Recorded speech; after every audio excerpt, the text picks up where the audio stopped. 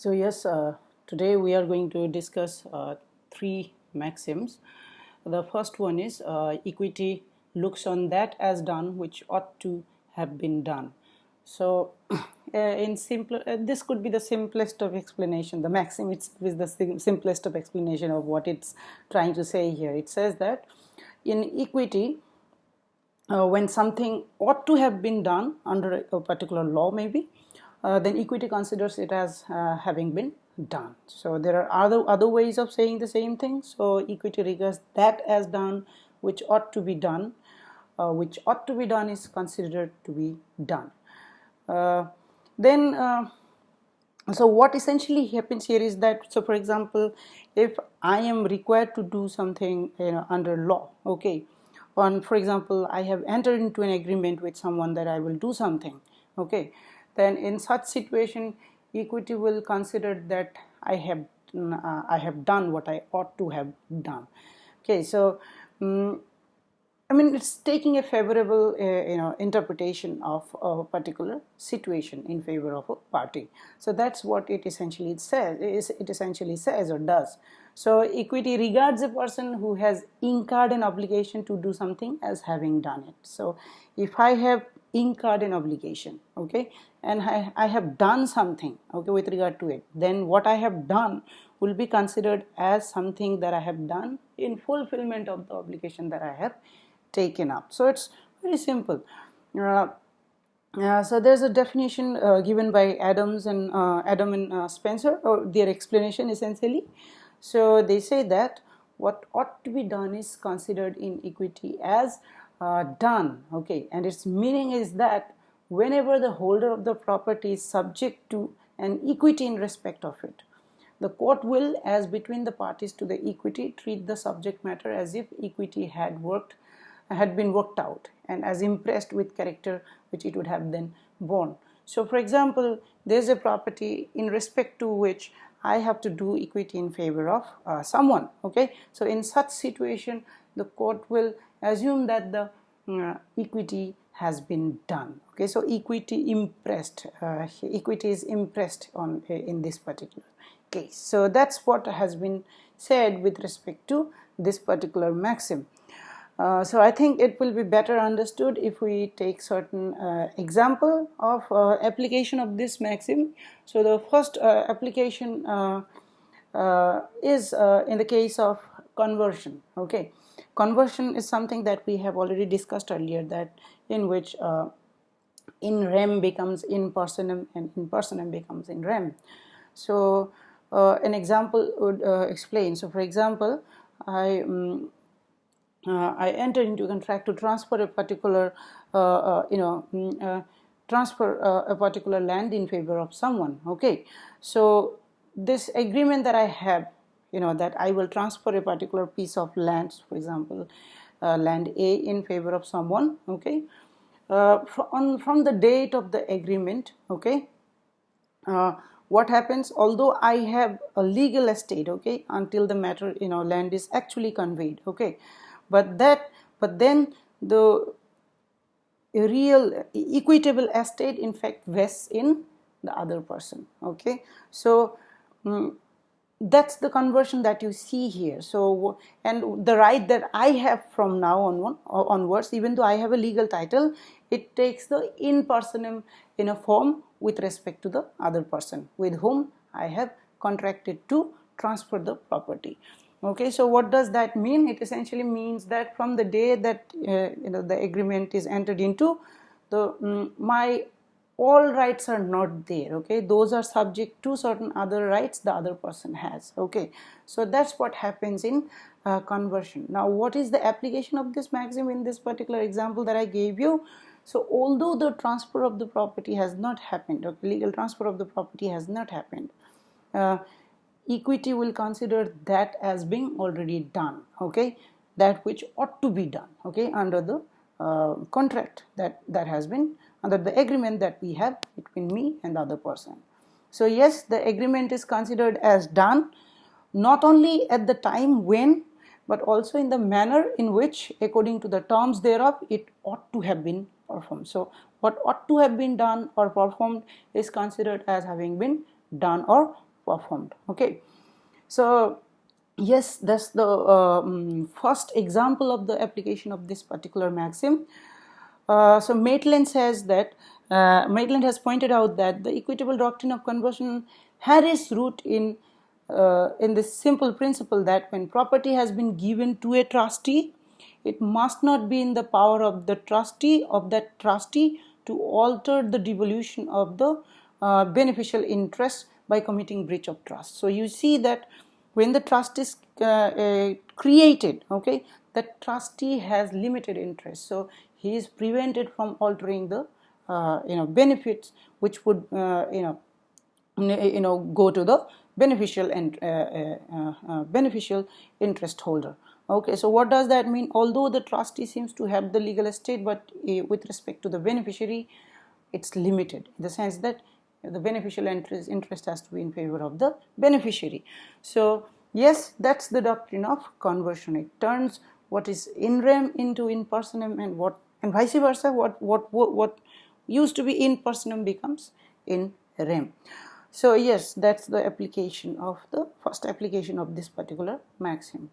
The second kind of cases are executory contracts, okay, especially in contract for lease, okay, which are renewed from time to time.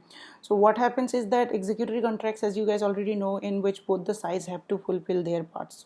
Some parts of the contractual stipulations are yet to be fulfilled. Okay, so in such case, again we have the same application of the same maxim. So with regard to executory contract for lease of a land, okay, a person who enters into possession of land under an agreement for lease which is specifically enforceable is regarded as between himself and the other party as being in the same position as the lease had been actually granted to him. So some requirement of completion of the lease contract are still left, but then one of the parties had already entered into possession. So even though the other requirements have not been fulfilled, okay, in such case it is considered that which ought to have been done has already been done.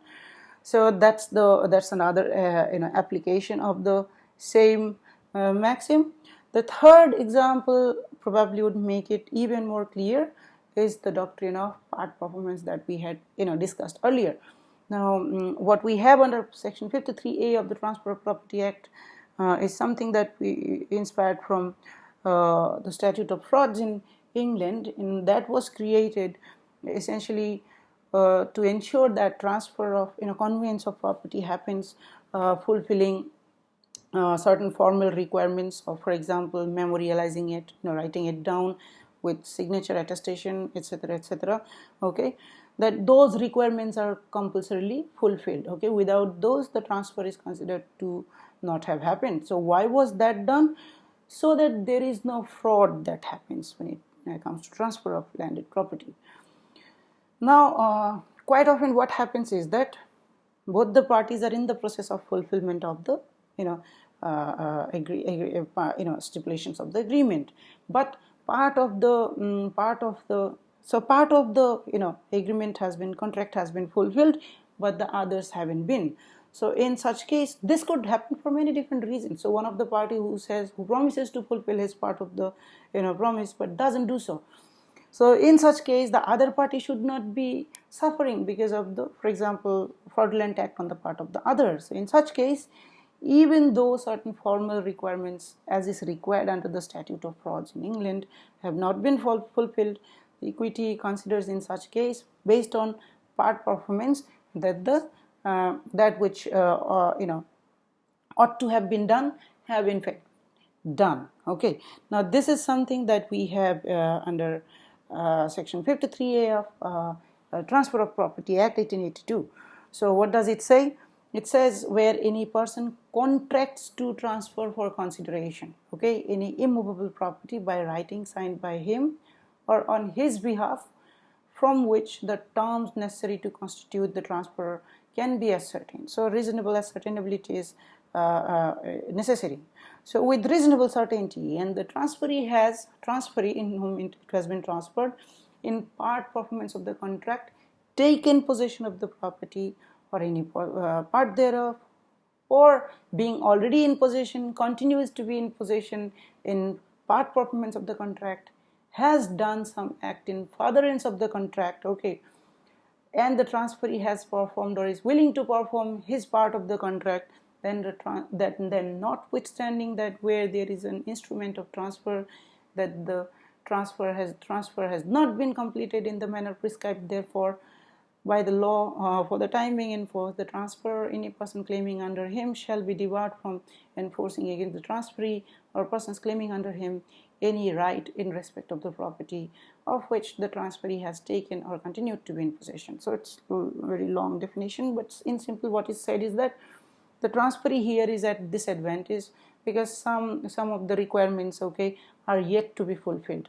But if he has done his part of the contract and he is in possession of the property or continues to be in possession and is willing to fulfill his part of the contract, so in such case, because some of the formal requirements have not been fulfilled, so in such case it will not go against the transferee, the matter will not go against the transferee. So notwithstanding that there is an instrument of transfer, that the transfer has not been completed in the manner prescribed therefore by the law for the time being in force, the transferor or any person claiming under him shall be debarred from enforcing against the transferee and persons claiming under him any right.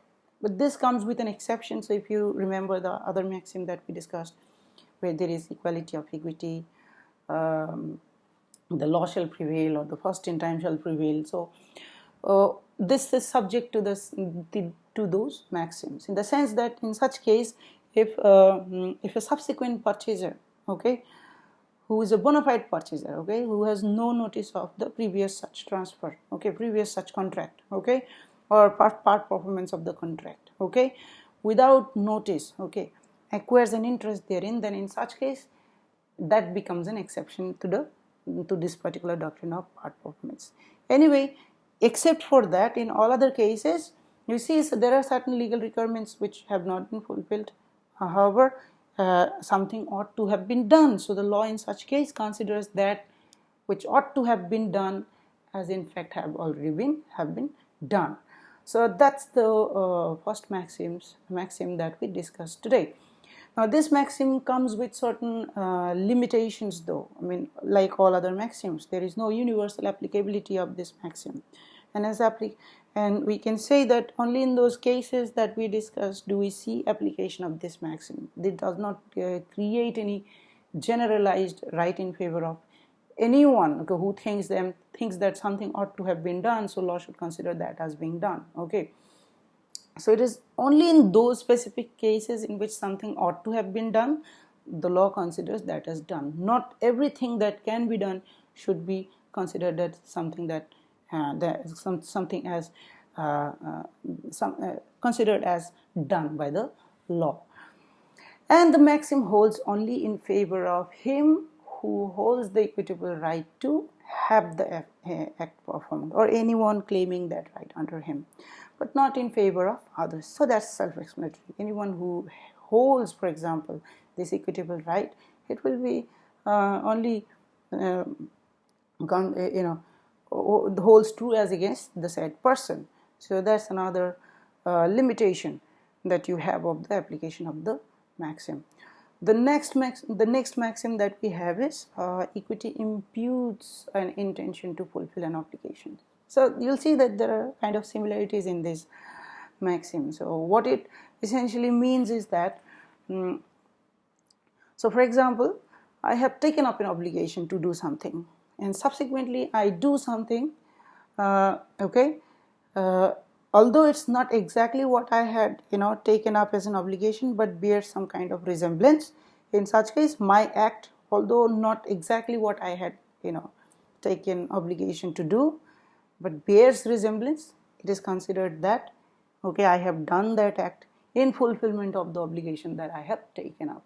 So hence the maxim that says that equity imputes an intention to fulfill an obligation. So when the act done is not exactly of the kind agreed, as I told you, but bears some kind of similarity or resemblance to the act which was agreed, then in such case the most favorable construction, that is that the said act has been done in fulfillment of the obligation is to be construed. Another thing that you need to keep in mind is that equity considers your act to be in just fulfillment of the obligation rather than an act of generosity.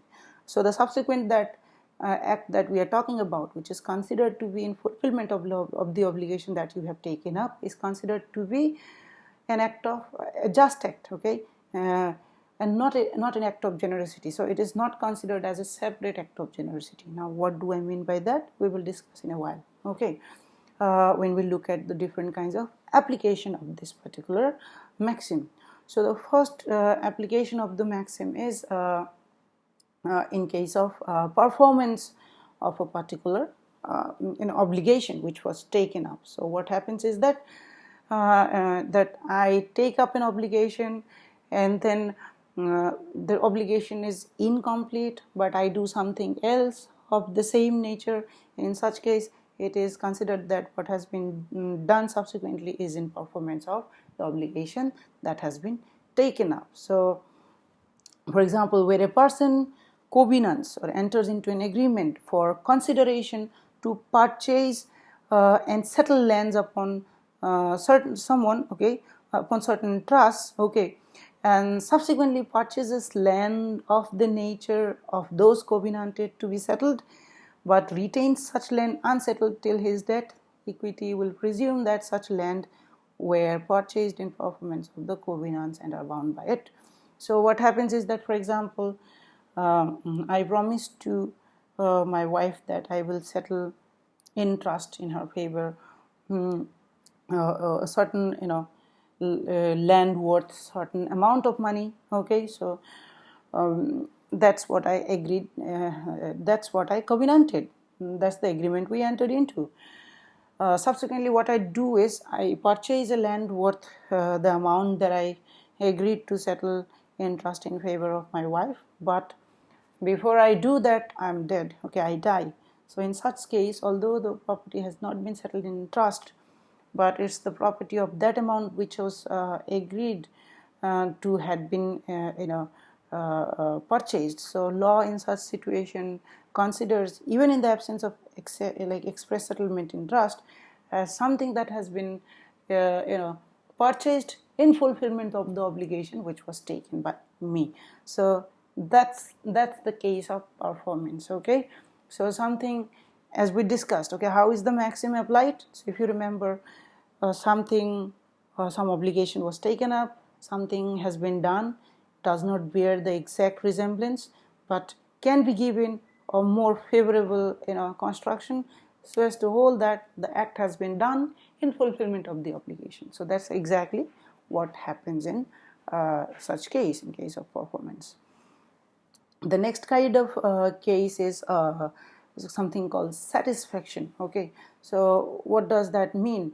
So more or less the same case as we discussed, okay, that you promise someone something, and then subsequently you do something else. So in such case, the something else that you have done, how is that to be considered? So for example, you say that you will for example, you promise to pay someone some amount of money, okay, but subsequently you leave that person with with the exact amount or some higher amount of legacy, but not as you had promised, okay.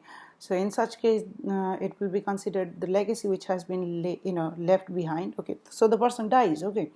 So the legacy that the person leaves for the person will be considered in fulfillment of the promise that you had made in favor of that person, okay.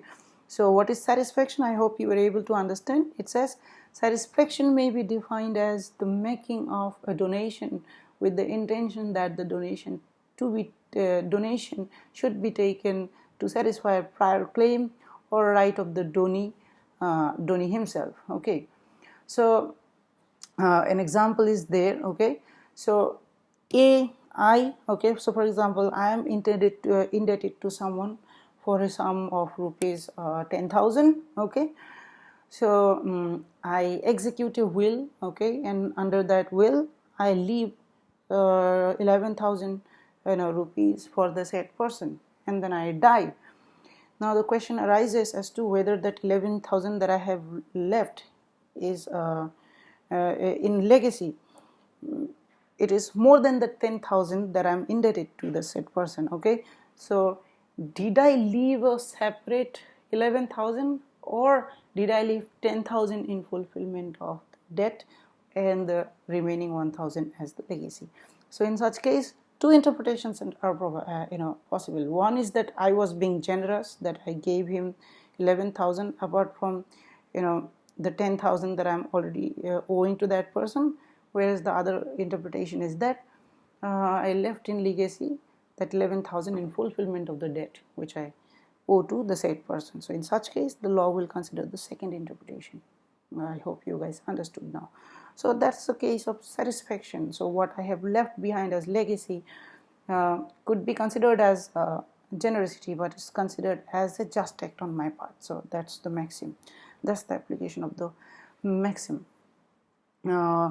Then another example of application of this maxim is the case of redemption, which is nothing but to that extent, that is pro tanto satisfaction, substitution for a gift previously made. So you make a gift earlier, subsequently something else is done. Okay, so it is considered that whatever else is done is substitution for a gift which has been previously made. Okay, so redemption may be defined as the donation of a thing with the intention that it shall be taken as a substitution for a gift previously made by will in favor of a donee.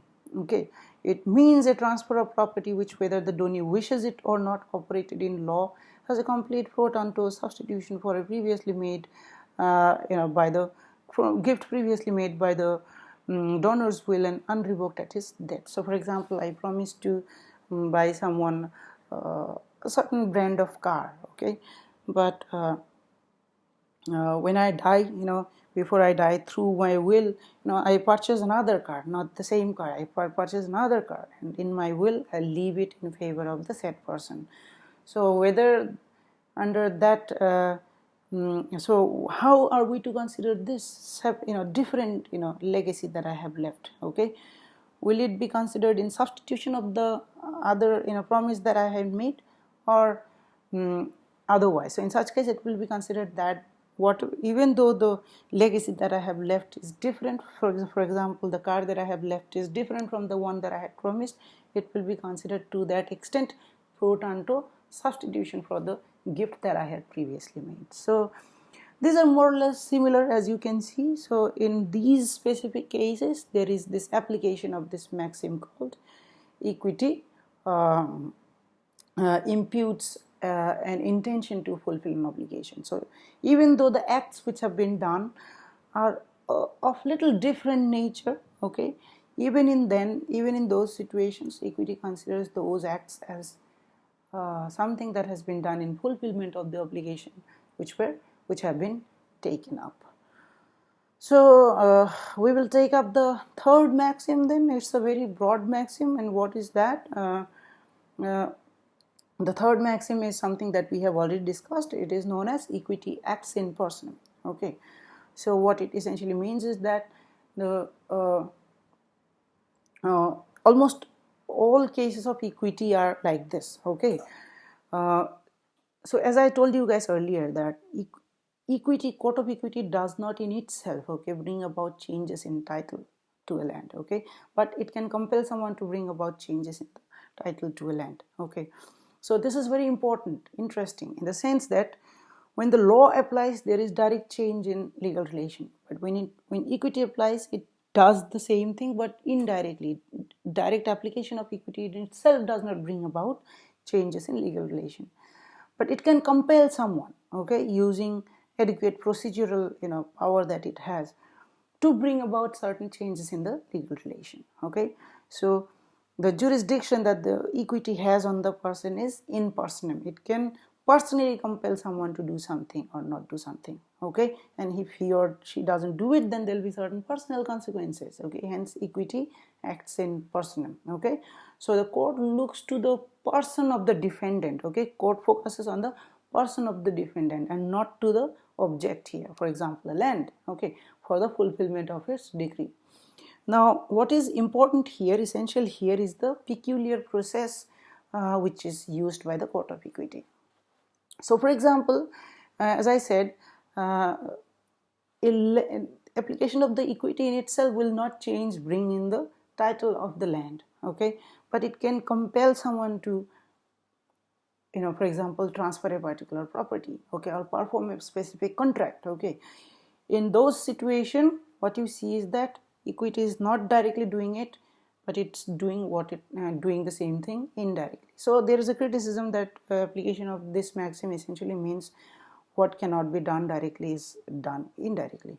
But then now let's look at some of the examples that can help us. But before that, let's also look at how the court does it, okay. So the procedure is very weird in the sense that how is the decree which is issued by the court of chancery imposed? So it's essentially imposed through the power of contempt that the court has. So for example, it says that you specifically perform the contract, okay. If you do not, okay, you will be found in contempt of the court, and for being in contempt of the court, you will be punished with imprisonment or other forms of punishment. So in those situations, through indirect compulsion, such a person is compelled to do his part of the promise, okay, fulfill his part of the promise. So that's the unique procedure. So you see that application of equity in itself is not bringing about change in title. It compels someone to use the law to bring about certain changes in the title. So yes, Dr. Henbury says this is the widest of all maxims. As you know, most of the cases, trust and all, are based on these maxims only. So he says this is the widest of all maxims. In a sense, it comprises the whole jurisdiction of equity. It cannot be too often emphasized that on this maxim is based the whole theory of trust and their equitable interest analogous to trust, okay. So what kind of matters do we see a clear application of this maxim?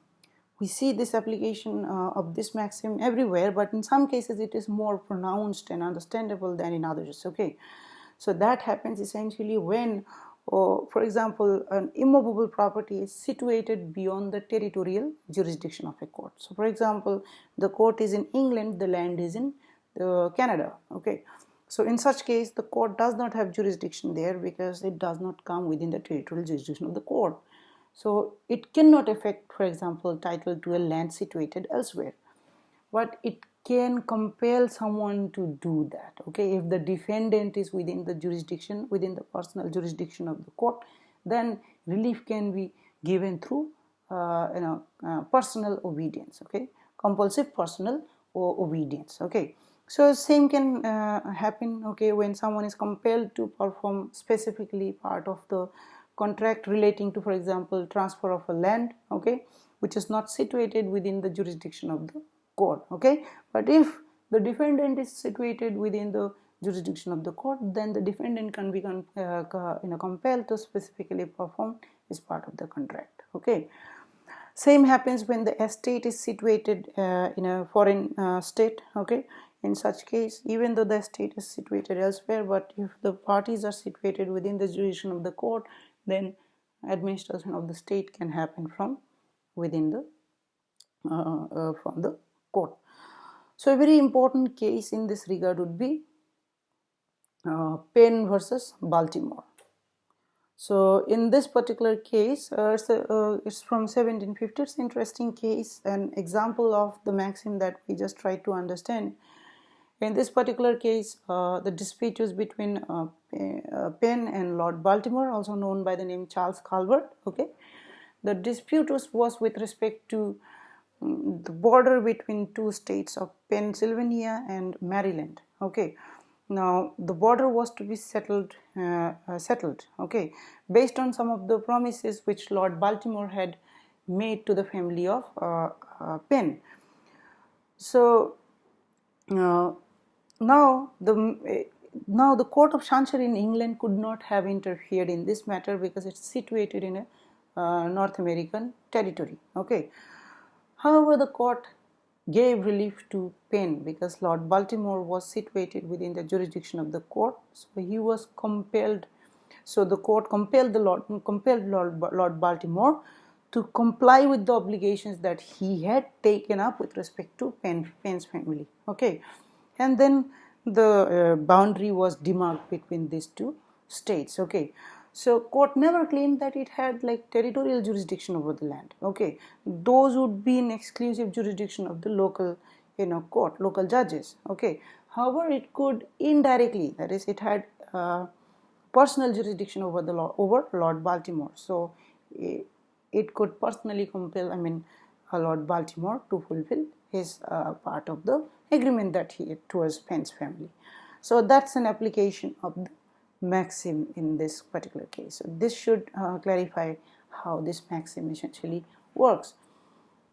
So Dr. Henbury in this regard says that the court of equity will decrease specific performance of a contract relating to land out of the jurisdiction if the defendant is, so the condition here is that the defendant is within the jurisdiction and nothing more than his imprisonment is required to render the decree effective. So as you know, it cannot directly affect the land elsewhere, but it can compel the defendant to do his part. Okay, so it says nothing more than his imprisonment is required to render the decree effective, but it will never decide the title to the land because that's up to the law. Okay, nor will it give specific performance of contract relating to land outside the jurisdiction unless that land is in a country subject to the crown. So yes, that's another limitation that you see, that country also has to be within the subject to the crown.